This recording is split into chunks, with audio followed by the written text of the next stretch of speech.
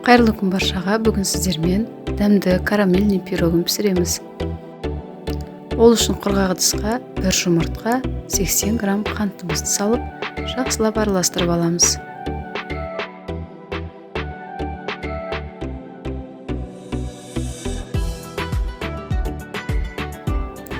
Жүз грамм ерітілген сары майымызды құйып, тағы да араластырамыз.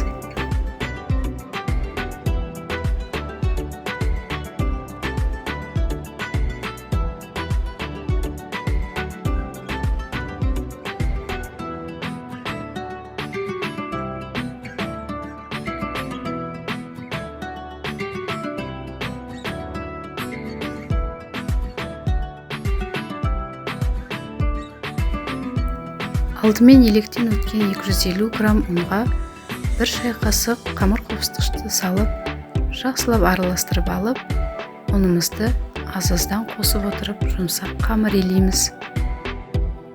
Осы видеоның астына описание бөліміне толық рецепті жазып кеттім. Сол жерден қарап алсаңыздар болады.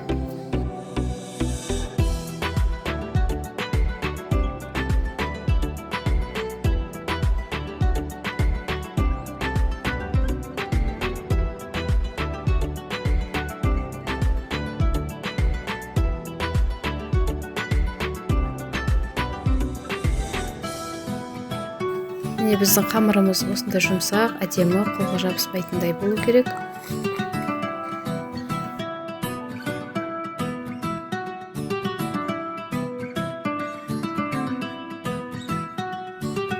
Қамырымыз дайын болды.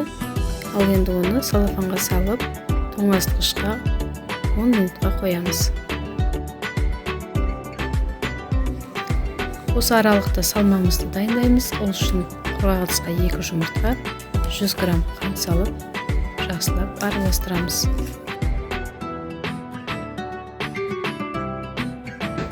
Қантымыз толық ерігенше дәл осылай араластырып жалғастыра береміз.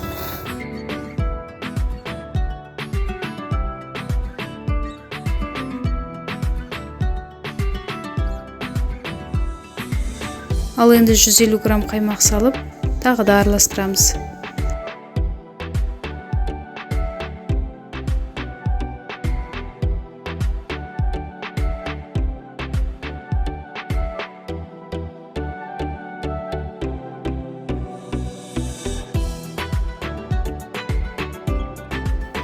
Ал енді 200 грамм вареный сгущенкамызды салып, тағы да араластырамыз.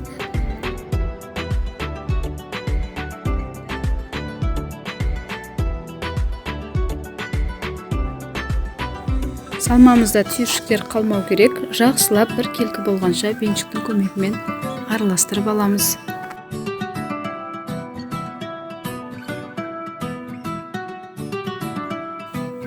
Ал енді жүгері крахмалынан 2 ас қасық салып, оны да араластырамыз.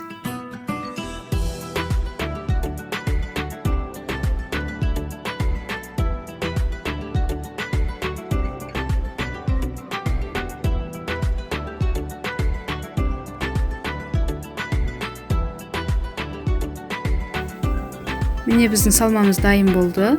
Ал енді ыдысымызға қамырымызды жайып аламыз. Мендегі ыдыстың көлемі 24 диаметр.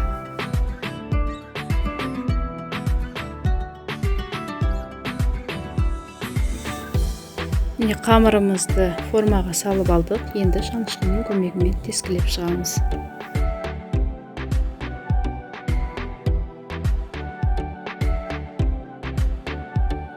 Оның үстіне салмамызды құйып аламыз.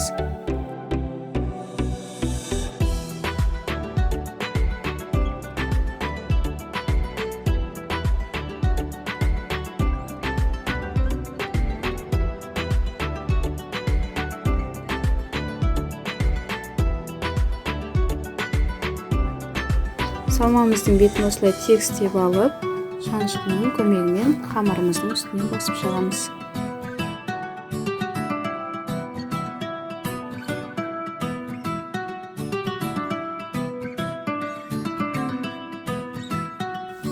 Міне дайын болды. Енді қызып тұрған пешке 170 градуста 30-35 минут аралықта пісіріп аламыз. Міне пирогымыз дайын. Енді оны қалыптан шығарып кесеміз. Сіздер піскен пирогты міндетті түрде үй температурасында 2 сағат, тоңазытқышта 3-4 сағат сақтауларыңыз керек. Өте дәмді болып шығады. Сіздер де міндетті түрде жасап көріңіздер. Видео ұнаса лайк басып, коммент жазып кетіңіздер. Егер маған тіркелмеген болсаңыз, каналыма тіркеліп кетуді ұмытпаңыз. Ас болсын!